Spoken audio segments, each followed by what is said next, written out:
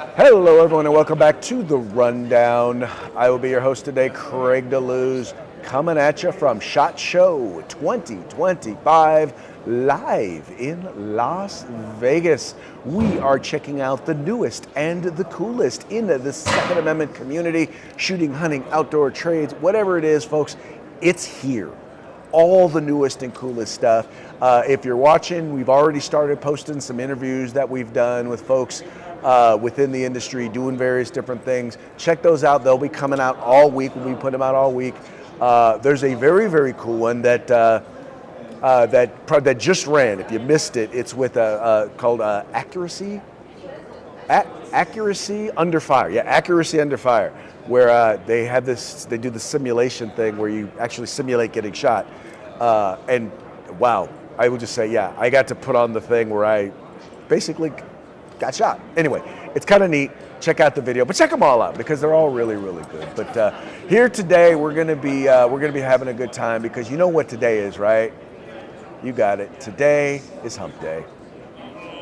Guess what day it is? Guess what day it is? Huh? Anybody? Julie, hey, guess what day it is? Oh, come on, I know you can hear me. Mike. What day is it, Mike? Listen, guess what today is? It's Hump Day. Woo-hoo! Ronnie, how happy are folks who save hundreds of dollars switching? Definitely, it's Hump Day, folks. This is the day in which we attempt to begin the weekend, sometimes with success, sometimes not. We're going to be celebrating, we're going to be having a good time all week for the weekend. There's Mikey over there. Folks, they are just knocking out the interviews over there at Arms Room Radio. You're going to want to, what's great is they're going to have tons of stuff, tons of content for you guys to review. But anyway, so that's the reason why it's just me for the most part, most of this week, just because Mike's over there doing his thing with Arms Room. But anyway, we're going to have a good time talking about the news and the views of the day. But before we do that, we got to do what you know what we do. We got to always start off with a quick shout out to our sponsors. All right, we're going to start with Hitman Industries, rifle and pistol caliber barrels available for you to purchase. We've been hanging out with them a couple of nights this week. Very good folks, very interested in hearing from you and having you purchase their product. They got some really nice stuff out. Then you've got the California Republican Assembly working to help elect conservatives at all level of government, from school board all the way up to President of the United States, in the process of winning central committees. That's county parties throughout the state of California. Folks, they're doing big things. Check them out at cragop.org. That's cragop.org. And then we've got Hog Holsters, the best in concealed carry tactical holsters on the market. They were just, matter of fact, their owner was just out here handing out some swag, some cool Donald Trump swag. It was anyway, we're having a good time. Folks, check them out. Now, and I've confirmed it as well. If you go to hogholsters.com, that's HAWG holsters.com, and you use the discount code The Rundown, all caps, no spaces, one word, just like it is right there, then you're going to get a discount on us. So check them out today, hogholsters.com.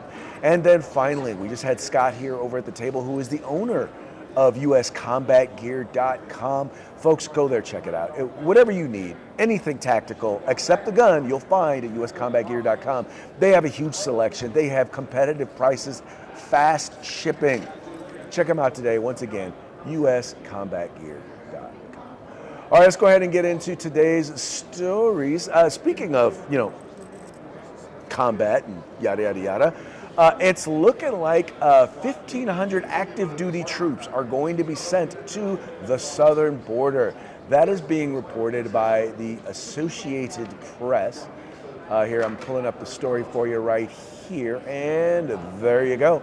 It says here, Pentagon to send 1,500 active duty troops to help on the border. Now, what's interesting about this is this, and I'll read the story to you, and you'll see what is really interesting about it. It says here, the Pentagon will begin deploying as many as 1,500 active duty troops to help secure the southern border in the coming days.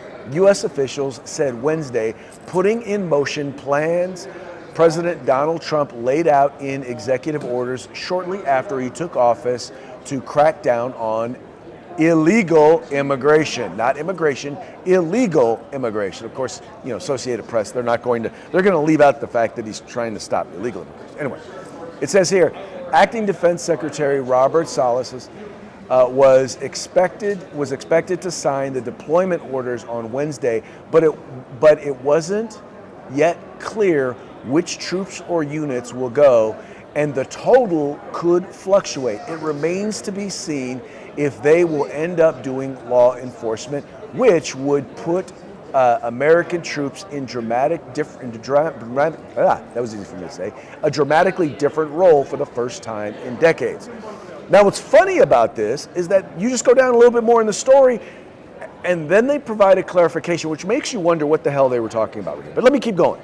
It says the officials spoke on condition of anonymity because the announcement has not yet been made.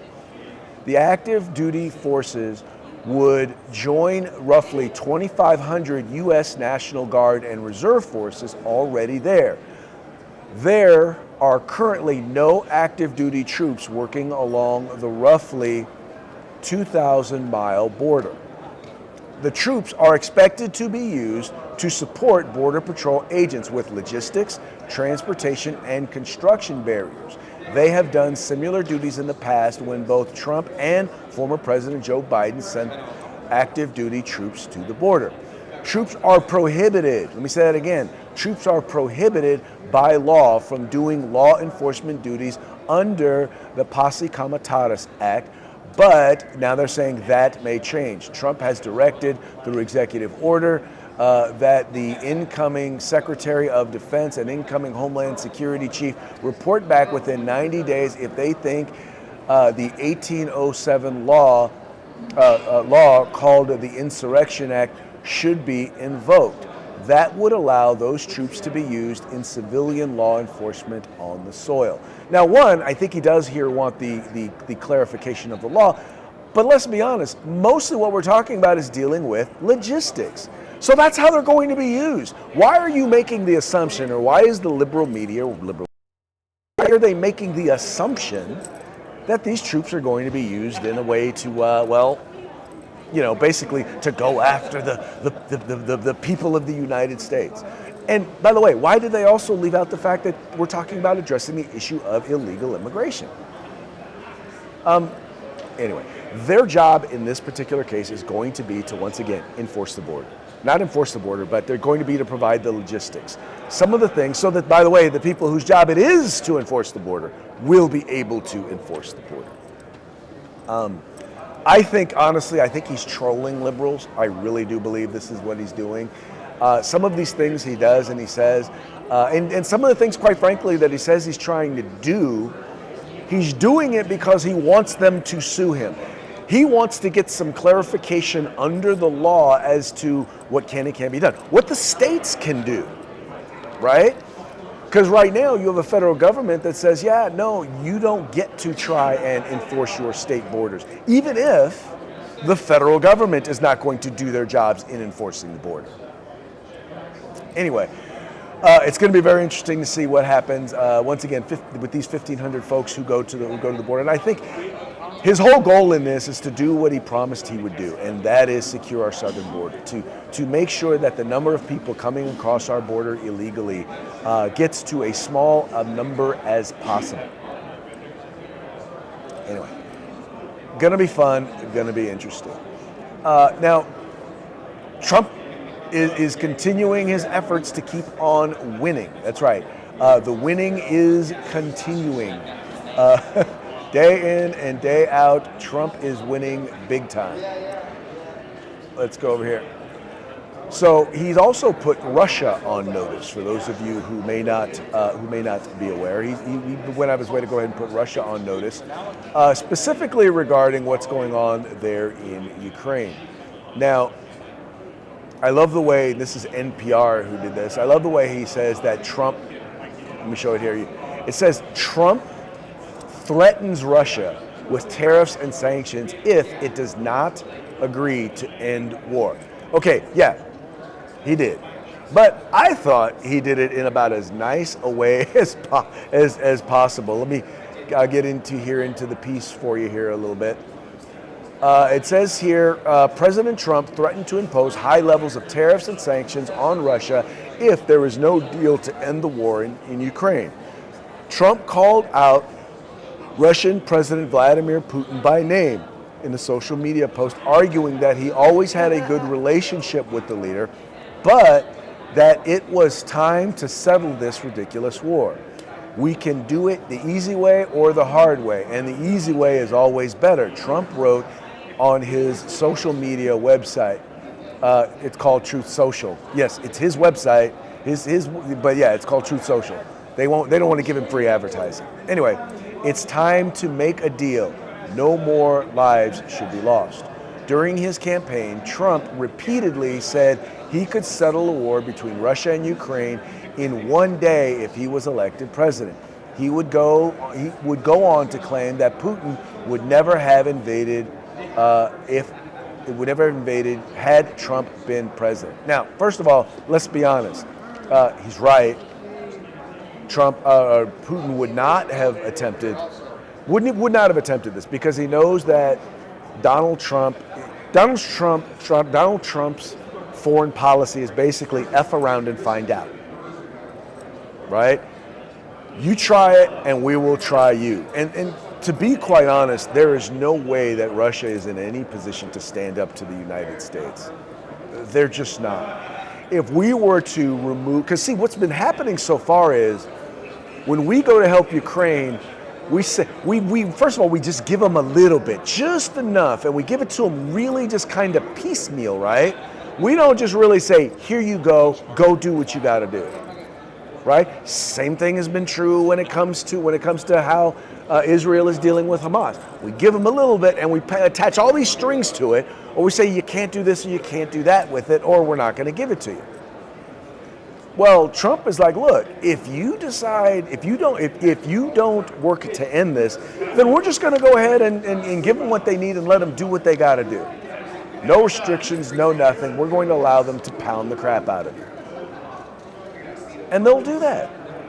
Now, I think the other thing that Trump is coming in here saying is I will not be surprised to eventually see something going to Zelensky. And I believe if it hasn't already happened yet behind closed doors, it's like, look, dude, I get it. You want to go back to pre-Obama lines for Ukraine, right? You want Crimea back. That's not going to happen. All right, we've got to be realistic about you have to realistically set your expectations as to what the end of this war is. Biden may not have come down on you and told you that Biden may have said we're going to be here until the war ends, and we're going to be there. We're going to have your back, but this war is going to end. We're not going to wait for Ukraine, to determine what that means. We're going to lay it out for you. This is where we get off. If you're not willing to handle it at this point, then you're on your own. And trust me, if we leave you to your own devices, Ukraine, it's not going to go very well for you. So I think this is a very big thing. This is him basically calling out Russia and saying, look, man, it's time to make a deal. Because in the end, Putin wants the same thing that Trump wants, and Putin wants to be known as a world leader, as someone who is not to be trifled with, right? He wants to go down in history, in world history, not just Russian history, but in world history, as someone who was a powerful leader. And I think getting Donald Trump to sit down with him, it'll give him what he wants. Because right now, this war has decimated Ukraine. It's decimated Russia's war-making capabilities. I mean, if there was one good thing that came out of this, and I'm not saying that just doesn't even sound right doesn't even taste right coming out of my mouth. But the one thing that we did was, as a major superpower, or I won't say major, someone who was a significant enemy of the United States, they have been effectively militarily neutered by this war. And it didn't take one U.S. troop. It didn't take one man on the ground, one American soldier on the ground to do it. If there's a positive in anything, that's it. And I think now's the time to put an end to it. And I think Donald Trump believes that as well. And he's like, look, I want to make this happen. What do we got to do? And keep in mind, this is the guy, it's the art of the deal. You don't get a deal if you don't give something up. And that's why I'm like, Ukraine, you're going to have to be willing to give something up. And in that, you're not going to get back some of the stuff you really want to get back. Sorry, I don't know. It's like, I don't know what to tell you. That thar just be how it be. Anyway, let's see here. Oh, here's another one. And once again, talking about just continuing to win. One of the first things that Donald Trump did was end DEI, or diversity, equity, and inclusion programs within the federal government. Now, I need you to understand, this does not mean that he wants to say, okay, we're not going to hire people of color, or we're not going to hire women, or anything like that. That's not what it means. It doesn't mean that the government is now going to actively discriminate against people of color or against women or anything like that.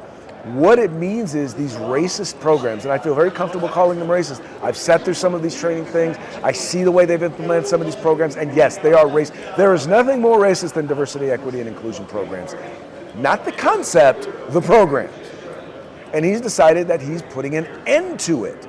And you have a lot of folks right now who are like very angry and frustrated, and they want to see these programs remain in place. Well, guess what? You people who believe that stuff, you people who are in that arena, you would be in the minority. As polls are showing that voters actually back Trump ending DEI programs, in particular when it comes to at the federal level.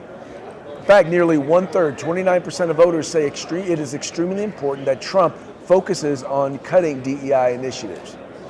Let's read it here. It says, just 2 days into his term, President Donald Trump is making waves in Washington, and a new Fox News poll shows that voters are behind him. On Monday, President Trump signed an executive order ending federal DEI, diversity, equity, and inclusion programs and initiatives.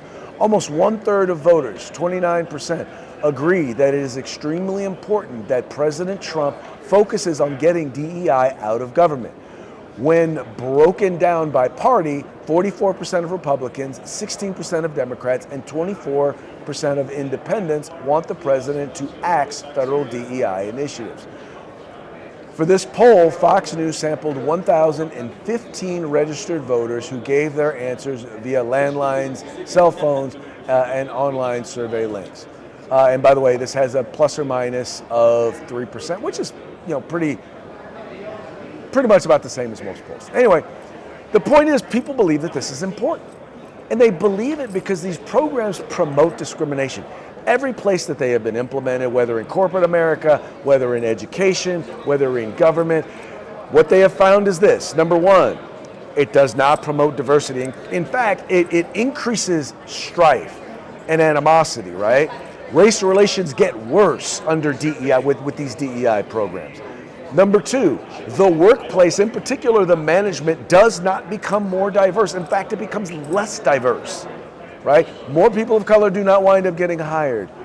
Fewer people of color, fewer women wind up getting hired under these programs.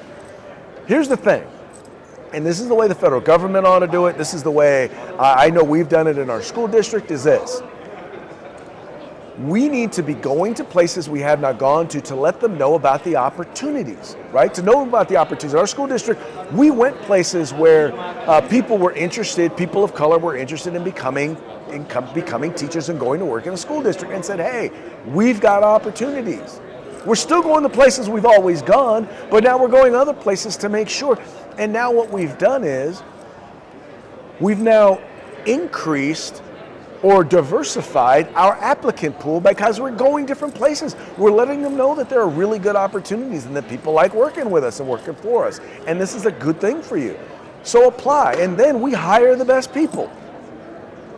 And because we have a more diverse applicant pool, we wind up with more diverse people, a more diverse staff.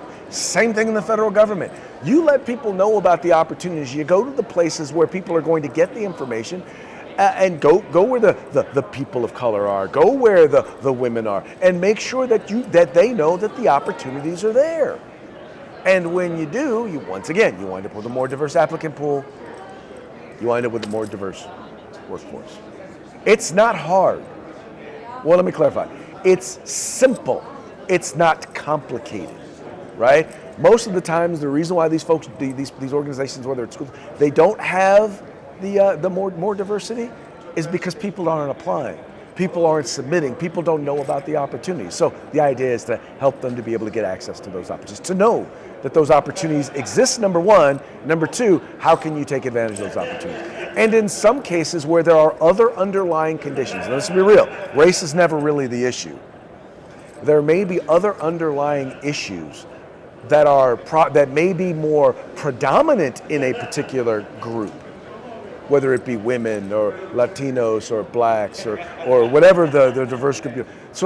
But you can address those underlying issues in general without necessarily speaking directly to race. So that way, people who are dealing with those underlying issues, whether they be black, white, male, or female, can benefit as well. So you're benefiting the people that are dealing with those underlying issues. And oh, by the way, you're actually then dealing with the actual problem, the root cause. Because the root cause, according to the left, is racism. And that's just not true. That's just, it's a bold-faced lie.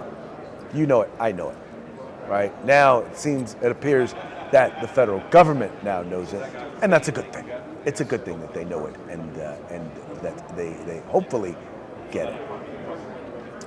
In gun news, the ATF has ended a controversial zero-tolerance policy program.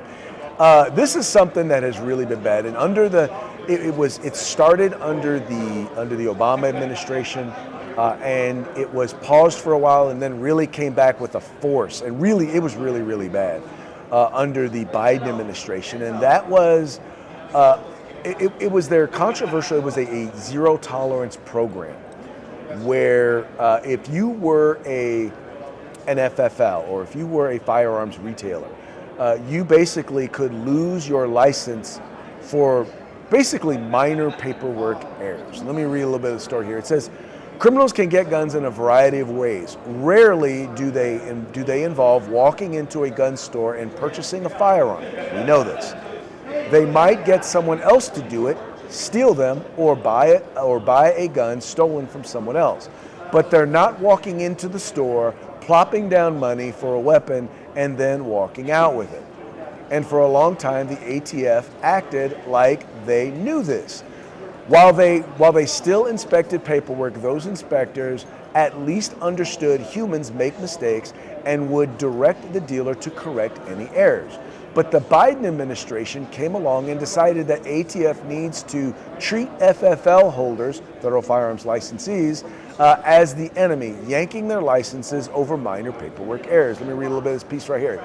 It says, just days before leaving office on January 20th, the Biden administration quietly reversed its harmful zero-tolerance policy, revoking federal firearms licenses from gun dealers for minor paperwork errors. According to a report from Fox News, the Bureau of Alcohol, Tobacco, Firearms, and Explosives reversed the rule following a lawsuit filed by a Texas firearms retailer. That FFL holder, Michael Cargill, argued that the policy hindered the right to own firearms. The lawsuit was filed with backing from the Texas Public Policy Foundation and America First Legal. The TPPF stated that random honest mistakes, such as a buyer entering USA in the country field, have led to some gun dealers losing their FFLs. Quote, many gun stores have been forced to close due to illegal terms of the old enforcement order.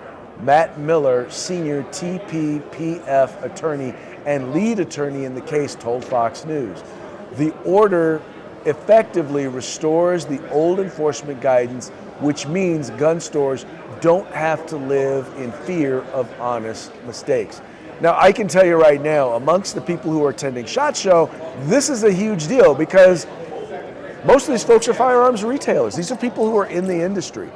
So it means that if they make once again, a minor paperwork mistake, like the one that was just noted, you're not going to potentially lose your license.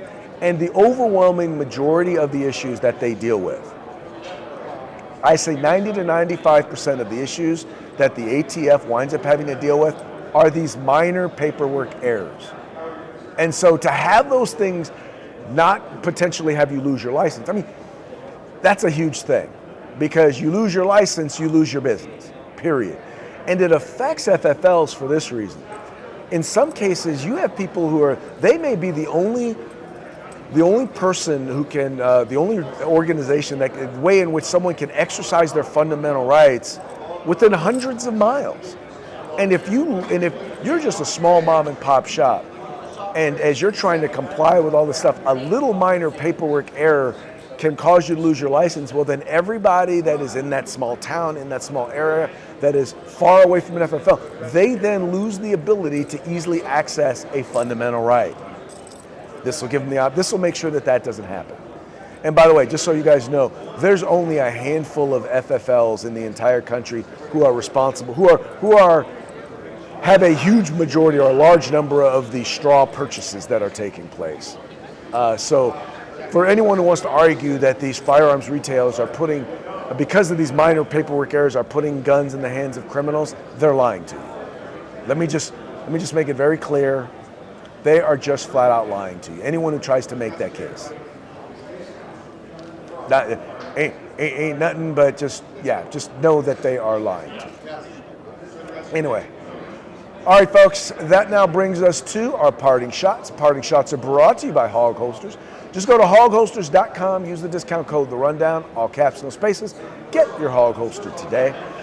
You may have been, well, if you watch anything in the mainstream media, then you know that they're making a very, very big deal out of Elon Musk, a speech he gave at a Trump rally, where they're saying that he appears to have given Heil Hitler Nazi salute, right?